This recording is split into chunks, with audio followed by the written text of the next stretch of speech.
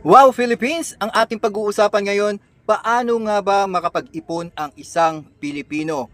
Yan ang ating pag-uusapan dito dahil nga marami talaga sa ating mga Pilipino o sa ating mga kababayan na gustong mag-ipon ng pera kaya lang hindi nila ito magampanan o magagawa ng gusto. Ano nga ba talaga ang karapat-dapat na maging isang masinop sa pera na pag-uugali? Yan ang ating pag-uusapan dito. Comment down below kayo, like and subscribe sa ating channel. Please po, hinihingi ko talaga ang inyong suporta sa ating mga channel na please naman i-like nyo naman at i-subscribe nyo. Parang awa nyo na po, nagmamakawa na talaga ako sa inyo. Kaya ito na, ang ating video ngayong araw na ito ay idea na naman at tips na talagang mapipilitan kang mag-ipon ng pera itong 2025.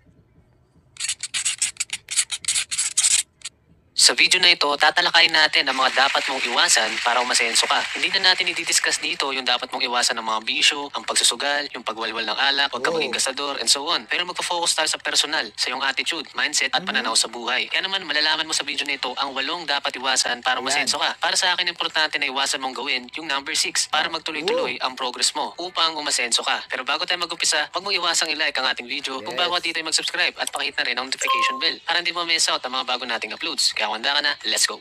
Number 1, iwasang mawalan ng tiwala sa sarili. May mga tao na kaya hindi umuusad ng buhay kasi madali silang panghinaan ng loob o di kaya naman ay masyadong minamalit ang sariling kakayahan at talino. Kaya wala na nauumpisan pa o natatapos kaya tuluyang hindi umaasenso. Una sa lahat, ito lang yung komento natin sa number 1, yung nawawalan ka ng tiwala sa sarili, isa na rin yun sa mga komplikasyon na nawawalan ka talaga ng idea at nauubusan ka na ng mga gusto mong gawin, no? Mga pamamaraan mo ba, kumbaga, ay talagang diyan ka mahihirapan. Kaya nga wag kang mawawalan talaga ng tiwala, lalong-lalo na kung may mga taong nakapaligid sa iyo at puro ito negatibo, no? Na talagang nagbibigay sa iyo at nagdudulot sa iyo ng hindi magandang presensya, no? Kailangan umiwas tayo sa mga taong may mga negatibong dala kasi sila yung magpapabagsak sa iyo. Totoong totoo 'yan.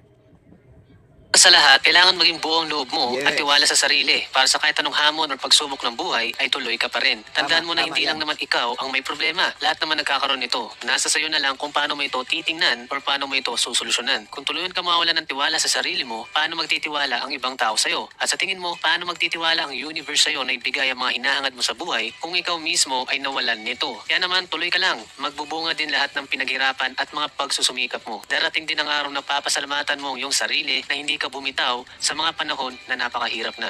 Number 2, iwasang matalo ng weaknesses. Isa pa ito Yun. na dapat mong iwasan kasi hindi dapat ang mga kahinaan o mga pagkukulang mo ang dapat kumontrol sa buhay mo. Una sa lahat, ikaw ang dapat masunod. Ikaw ang kapitan ng iyong barko. Ika nga. So dapat kahit masama ang panahon, malakas ang alon, sa Laban. dagat, ay kaya mo pa rin itong labanan at magpatuloy sa paglalayag. Maring isa sa weaknesses mo ay ang pagiging tamad. Hindi mo ito Oh. malabanan. And obviously, kung tamad ka, wala ka talagang patutunguhan. Hindi kailanman ang katamaran ang magpapaunlad sa buhay mo. Tama. Minsan ka lang maubuhay sa mundo. Gawin mo ng lahat para maging makabuluhan naman ang buhay mo. At hindi lang Ito yung komento natin sa number 2 dito bago natin patapusin ito, no. Syempre kung ito ay talagang nagdadala sa iyo ng swerte, naku po, tumayo ka na diyan, gumising ka ng maaga at kung meron kang hanap buhay talaga, ipursigi mo ito. Huwag mo nang tatamaran at huwag mo nang hahaluan ng kung ano-ano pa mga bagay na ito ay nakakasama sa iyong negosyo. Kung talagang nagfo-focus ka rito, direct ka sa iyong way at para naman din matuloy-tuloy ang grasya o yung mga pera na pumapasok sa iyo sa iyong negosyo. Dahil nga ito, pagka nawalan ka na ng gana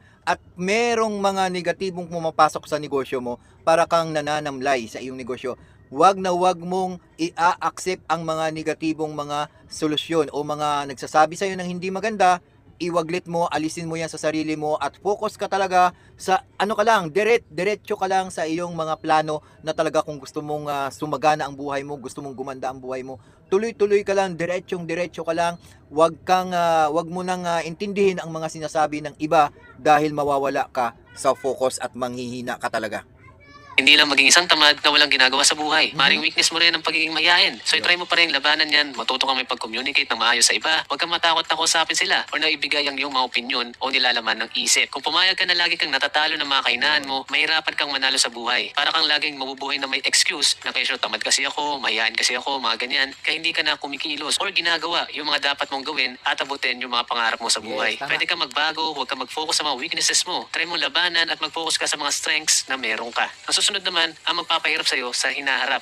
Number 3, iwasang ma-stuck sa nakaraan. Tandaan mo na hindi ka asenso sa buhay kung lagi kang nakatingin or lagi mong iniisip yung nakaraan. Hindi ka makapag-move on papunta sa mas better na future kung dito ka na-stuck. Lalo na kung ito ay puro mga negatibo or mga pagkakamali mo or mga hindi magandang nangyari sa'yo noong araw. There's no point na balik-balikan mo pa yan araw-araw hanggang sa mag-feeling miserable ka na. Lagi ka na lang nalulungkot, minsan naiyak ka na, nai-stress, Move on. na maaaring magdulot pa ng mga sakit sa'yo. Ang tanging sagot lang dito ay mag-move forwards. Ang nangyari na ay nangyari na, tapos na yun, hindi na dapat i-rewind ng i-rewind kasi hindi mo naman na ito mababago. Kahit ano pang gawin mo, unless meron kang time machine. Huwag mo hayaan na maging alipin ka ng hindi magandang nakaraan mo kasi hindi naman ito ang magde-define kung ano ka na sa ngayon. Mas mahalaga ang kasalukuyan na ginagawa mo na makaka-apekto rin sa iyong hinaharap. Na mas maganda yun kaysa naman sa malsalimuot mo na kahapon. Yung mga bagay na wala kang control or kakayahan na baguhin ay dapat hindi ka na na-stress pa doon. Mas mag-focus ka sa present at sa mga bagay na kaya mong kontrolin. Ang susunod naman sa listahan. Dito muna tayo sa number 3 na magbibigay tayo dito ng komento. Yun na nga, na huwag kang mag-stuck dyan sa isang sulok lang, nandyan ka lang.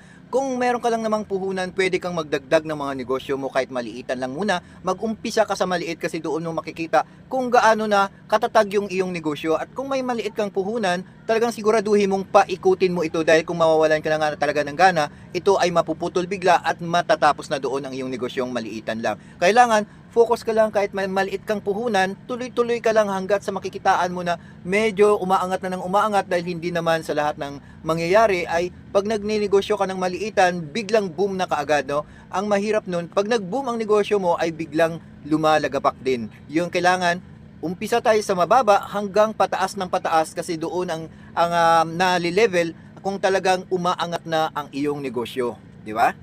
Sa listahan ay problema ng marami sa atin. Wow. Number 4, iwasang maging mayabang. Yun. Kung gusto mong umasenso sa buhay, hindi ka dapat maging masyadong mapagmataas sa iba. Na tipong alam mo na ang lahat, na tipong sobrang galing mo, na para bang nahapakan mo na ang iba. Wala namang masama na magyabang paminsan-minsan, lalo na kung para bang katuwaan lang yan sa magkakaibigan. Pero yung iba kasi, iba na yung yabang. Parang umabot na sa ulo na tila ba superior sila sa lahat. Hindi naman porket let's say nagkapera ka na or tumaas ang iyong posisyon, ay magbabago ka na rin. Hindi dapat magbago ang paikitungo mo sa iba, and definitely, okay lang naman na maging simpleng tao at maging humble. Hindi naman yung nakakahiya or nakakadegrade ng pagkatao. Mas marami pa ang tao ang tahimik lang or hindi naman ganun ka-showy pero asensado yun sa buhay. Hindi naman kasi ang labanan ay payabangan lang. Up next naman ay ang pumipigil sa improve. Number 4 muna, yung tamang-tama yung sinabi niya no, na kung may pera ka na, magyayabang ka na. Naku po, yan ang hindi dapat gagawin ng isang tao dahil nga pagdating ng araw, kung mapera ka na at bigla kang lumagapak, babalik ka sa dati, yun talaga ay pagtatawanan ka at marami talagang magtataka, bakit maraming pera yan biglang lumagapak? Siguro baka mayabang o baka siguro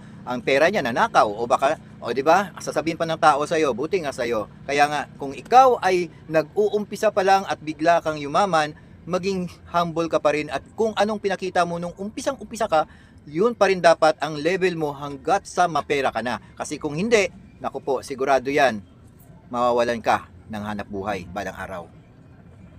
Sa progress at umuubos pa ng pera sa iba. Number 5, iwasang magmadali. May mga tao na akala nila ay sobrang dali ng lahat. Kapag nag-apply ng trabaho, feeling nila sureball pasado at magiging manager kagad. Kapag nagtayo ng negosyo, feeling nila sureball papatok o yayaman na kagad. Pero hindi kasi ganun. Although wala namang masama na maging positive ang outlook mo sa buhay. Kaya lamang ay may mga tao na nasobra na ata dito na nawala na sa realidad ng buhay. Akala nila sobrang bilis ng resulta, kaya kapag hindi nila nakuha ang resulta na maganda, ay mabilis silang sumusuko or panghinaan ng loob. Tandaan mo na majority ng gagawin mo sa buhay, mapasa trabaho man yan, sa negosyo, even investments, ay it takes time and patience. Hindi naman instant lahat yan tulad ng noodles. Yung mga great things na darating sa buhay mo, pinaghihirapan yun at nangangailangan yun ng panahon. Hindi ko naman sinasabi na imposible magkaroon ng malupit na resulta kaagad, pero wag mong expect na laging ganun. Kasi kapag ganun ang mindset mo, talagang mahirapan ka kapag na-experience mo na yung mga dagok ng buhay. Yung iba dahil sa sobrang pagmamadali sa resulta na gustong yumaman kaagad, ay naluloko o nai-scam. Isa yan sa magandang example dito. Pero katotohanan, ang karamihan ng mga easy at get rich quick ay mga kalokohan. Number 6, Dito muna tayo sa wag magmamadali no, ng hanap buhay. No? Tama yung sinabi niya kasi sa lahat naman yung sabi ko, mag-umpisa ka muna sa mababa papunta sa itaas. Kasi nga, mahirap yung nagmamadali ka talaga sa iyong negosyo na pag sabi mo na ganito, no, nag-boom na yung unang level mo, ay gusto mo kagad, ibuboom mo na kagad yung negosyo mo. Lagyan mo kagad ng mga puhunan na malaki. Paano nga talaga kung halimbawa, nagkaroon ng mga, tawag dito yung mga problema na halimbawa, na scam ka o di kaya naloko ka ng isang tao kasi nga lahat ng pera mo talagang nilagay mo dun sa isang negosyo mo tapos naloko ka, yun, mauubos talaga ang puhunan mo. Pero kung mag-uumpisa ka muna sa maliit lang, titignan mo muna kung ito ay umaangat o hindi, at kung hindi naman ay talagang pwede ka namang mag-skip dyan sa negosyo mo at pwede ka pang mag-isip ng ibang negosyo na kung saan ay pwede talagang mabibenta mo ng maayos at hindi naman madadala yan sa mabilisan. Kailangan doon muna tayo sa mga level na tama lang, no? Titignan mo muna kung ano ang takbo ng iyong hanap buhay bago ka talaga maglagay ng malaking puhunan. Baka kasi wala namang may bibili o baka kasi walang may tumangkilik, sayang naman yung puhunan at biglang malustay lang ang pera mo. Ay mga kalukuhan. Number 6, iwasang maging perpekto. Yun. Hahatiin natin ito sa dalawa. Una, perpekto in a sense na para bang hindi ka na nagkakamali, na lagi kang tama o na lagi kang walang kasalanan Yun, sa kung ano marami mang yan. nangyayaring hindi maganda sa buhay mo. Pero in reality, isa ka sa major factor kung bakit ka nagkakaganyan. Feeling mo na wala kang kasalanan, kaya lagi mong pinapasa ang sisi sa iba. Kasalanan nito ng gobyerno, kasalanan nito ng magulang mo, kasalanan nito ng asawa mo, o kasalanan nito ng Diyos, and so on. Kailanman na hindi napunta sa iyo ang sisi. Pero kung titingnan mabuti, ikaw ang naglagay sa kalagayan mo sa ngayon. Tama. Marami kang pagkakataon para umunlad. Marami kang pagkakataon para magbago. Pero hindi mo ginagawa. Mas nanaig pa ang paniniwala mo na kasalanan ng iba imbes na ikaw. Para bang ayaw mong akuin ang responsibilidad sa buhay mo. May chance ka mag-apply ng trabaho, hindi mo ginawa. Pinag-aaral ka dati, tapos bigla kang tinamad. Gusto kang papuntahin sa abroad para sa mas maayos na buhay, pero tinanggihan mo and so on. Lahat naman ng ito ay tapos na. Pero ang kailangan mong gawin ay magbago at maging responsable sa buhay mo kung gusto mong umasenso. Ikalawa naman ay ang pagiging perfecto in a sense na gusto mo maging perfect ang lahat ng bagay bago ka mag-umpisang kumilos. Kailangan perfect ang suot mo, kailangan perfect ang itsura mo, perfect ang kaperahan, bago ka mag-start na for example mag-apply ng trabaho or mag-start ng business. Hindi naman kasi kailangan na perfect ang lahat. Okay na rin yung maayos lang or na hindi naman 10 out of 10. I think nakuha nyo naman ang pinupunto ko dito. Okay lang naman mag-adjust kung sakaling magkaroon ng problema along the way kasi nangyari naman talaga yun. Mahirapan kang masenso kung kinakailangan pang machikan ang lahat ng nasa checklist mo bago ka pa gumalaw. Pero okay lang naman maging perfectionist, pero hindi mo ito dapat laging gawin sa lahat ng pagkakataon dahil hindi ka makapag-execute. Number 7, Dito muna tayo sa always perfect, no? Huwag nating gawin na lagi tayong perfecto sa ating mga sarili kasi alam niyo kung bakit? Nag-umpisa naman tayo sa wala no, 'di ba? Pag halimbawa, umangat-angat na yung buhay mo, kailangan ganun ka pa rin. Hindi ka maging perfecto sa ibang tao at dapat hindi mo laging perfecto o i-correct yung sarili mo na meron kang kakulangan. Kung ano lang ang merong binigay sa iyo ng Diyos at kung ano lang ang meron kang pera sa bulsa mo, palaguin mo yan kasi doon mo makikita yung tibay ng ang kalooban mo kung talagang marunong ka sa pera at yung tatag ng paniniwala mo na ito ay mapapa-asenso mo ang buhay mo dahil diyan, ano. At kung minsan lagi tayong iniisip natin na hindi ka nagkakamali, no, wag nating wag nating gawin yan kasi tayo ay mga tao lamang na nagkakamali din. I-accept natin sa sarili natin na hindi tayo perpekto, pero gumawa ka ng kabutihan sa sarili mo, gumawa ka ng kabutihan sa kapwa mo. Yun ang pinakamagandang gawin mo dahil gustong-gusto ng Diyos yan. At lalo kang iaangat niya kahit na ikaw ay nag-uumpisa pa lang sa negosyo.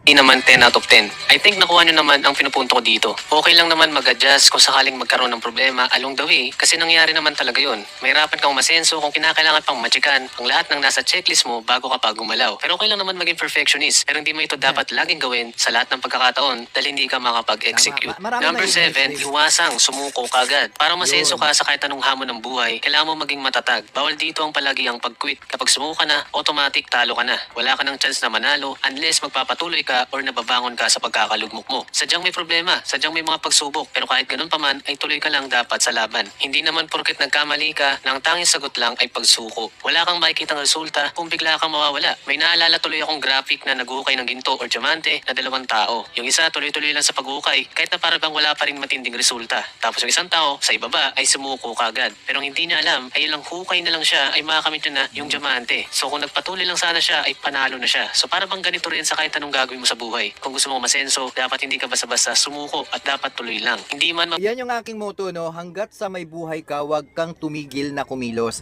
Hanggat sa kaya mo pang gumalaw, ay wag mong itigil ang isip mo at ang iyong katawan na igalaw. Dahil nga yun lang ang tanging paraan na makakatulong sa sarili mo, no? At kung talagang pagod ka na, siguraduhin mo na meron kang naimpok o meron kang na itago para sa sarili mo kasi pagdating ng araw, baka mahihirapan ka na wala ka man lang madudukot. Kaya nga sabi nga talagang matyaga ka, may nilaga. Huwag kang susuko hanggat sa kaya mo, no? Maghanap ka pa rin ng mga ibang solusyon Di man mabilis at madali ang tagumpay, pero kapag hindi ka nawalan ng pag-asa, ay for sure na makukuha mo rin ito.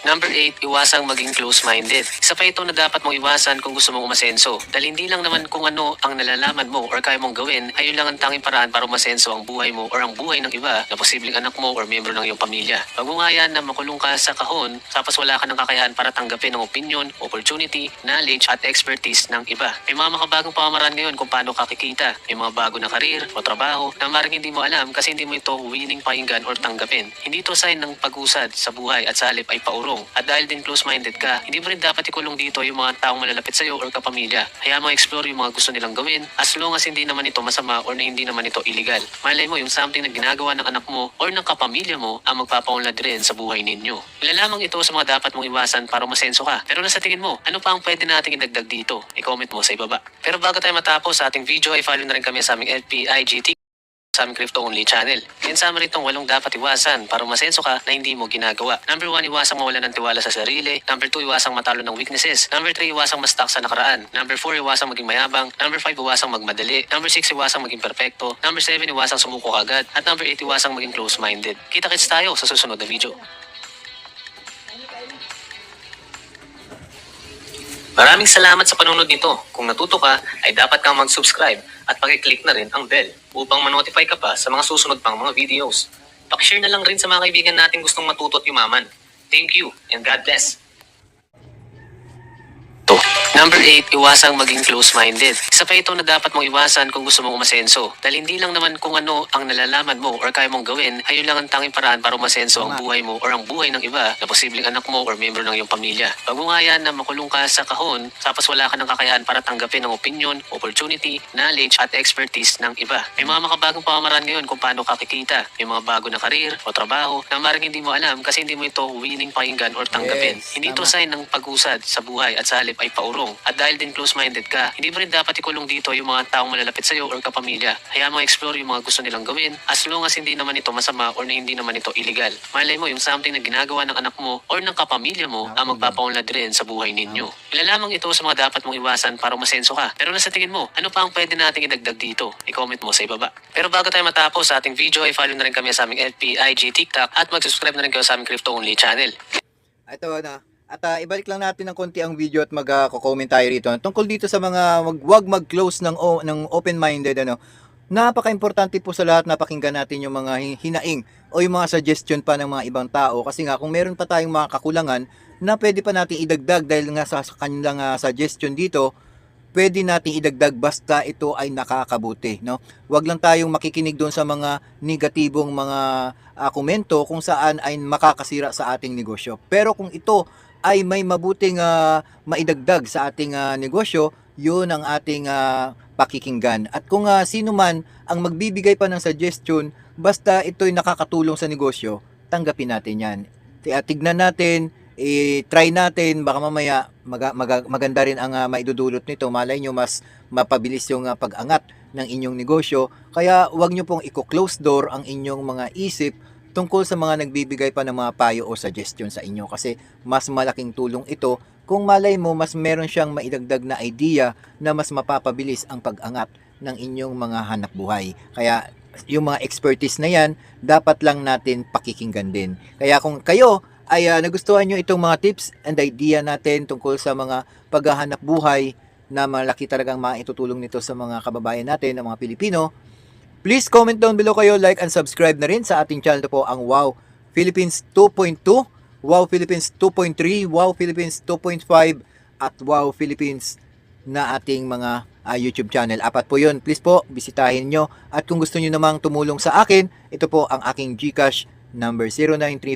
0935-957-2054. Maraming salamat sa lahat ng mga nag-support sa akin at maraming salamat din na may nagbigay sa atin ng pa-GCash natin para sa ating panload. Maraming salamat sa lahat ng mga nandito sa Pilipinas, Luzon, Visayas, Mindanao, mga OFWs natin dyan na mga sumusuporta sa ating vlog. Please po, keep on watching, like and subscribe na rin para sa inyong mga suporta sa aking channel bilang isang local vlogger. Maraming salamat, keep safe, God bless po sa inyo lahat.